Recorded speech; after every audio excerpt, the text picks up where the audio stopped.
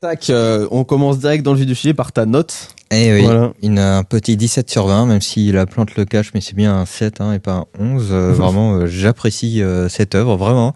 C'est vrai que quand j'avais commencé l'animation, j'étais pas forcément trop dans le milieu et du coup, Demon Slayer, c'est pas quelque chose que je connaissais. Et en fait, c'était une très belle découverte. En fait, j'en ai un peu parlé avec justement Jimmy, et c'est vrai que c'est une histoire en denti où effectivement, il y a des saisons, c'est incroyable.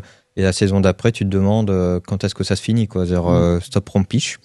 L'animation, incroyable, tout simplement. L'animation, franchement, si vous êtes allé voir le film, l'animation est top of the top.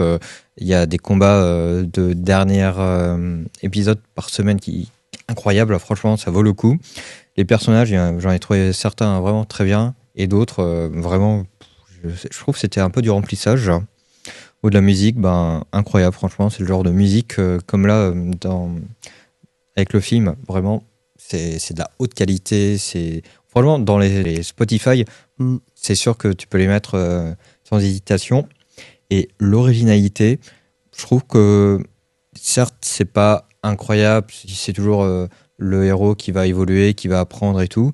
Mais je trouve que quand même, il y a avec les démons, avec une remise en question de la place, des profondeurs et tout ça, je trouve que c'était assez intéressant. Donc, dans la finalité, je suis quand même très content de cette Ok. œuvre.